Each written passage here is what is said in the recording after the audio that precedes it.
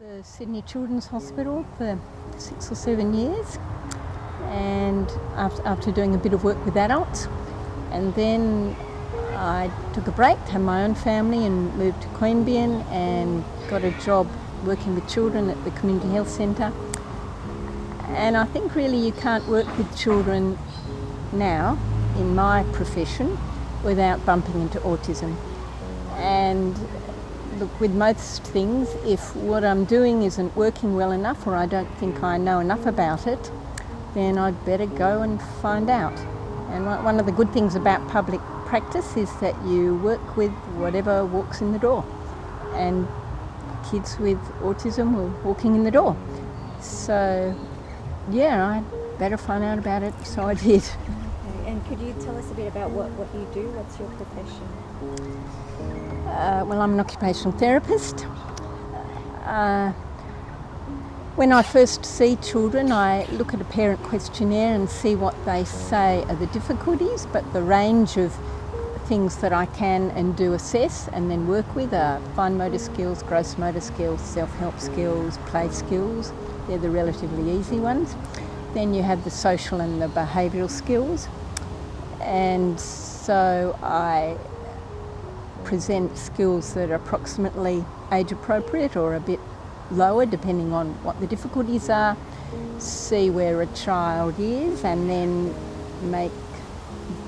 set goals and do one step at a time. The social skills I mainly assess by parent questionnaires, but I also do quite a lot of things opportunistically. So if a child walks right past me as they walk in the door, then obviously I kneel down in front of them and eyeball them and say hello until they start to say hello back. So there's a lot that I do opportunistically that I observe, but and I use the usual range of social things like social stories and social games and visuals. And for the other skills, I have the age-appropriate equipment and I make it my business to know the developmental order. And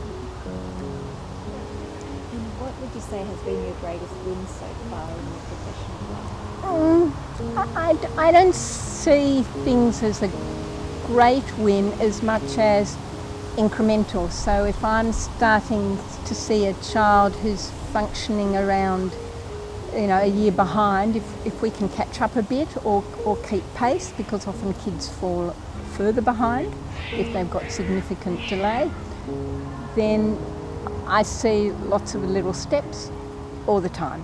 And if I'm not seeing little steps all the time, then I'd better go and find out some more strategies.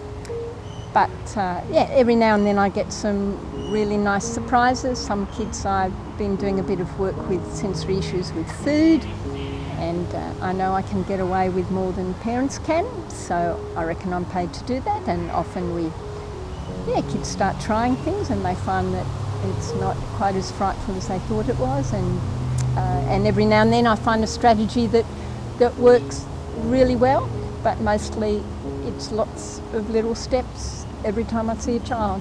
So that's what keeps me going. And every now and then there's a real bingo moment.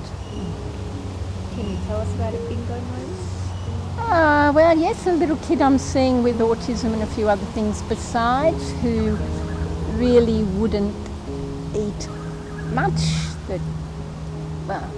stuff he liked and that was it. And so I got some minute amounts of vegetables, 3 peas, one for him, one for my mother, one for his mother, one for me, pieces of carrot about the same size, and ditto with a few other things. And he tried them and went home and started eating them. So it's not usually quite that easy.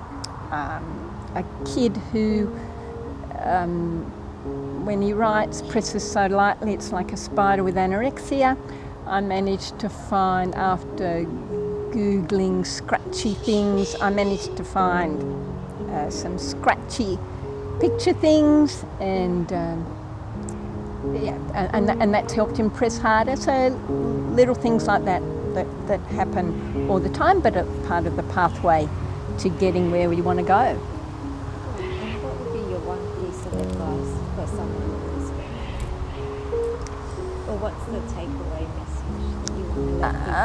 Maybe something you didn't get to say. One of the first things I learned when I went to the first in-service on autism, and the things that I say to parents are that visual, visual and visual are the first three strategies.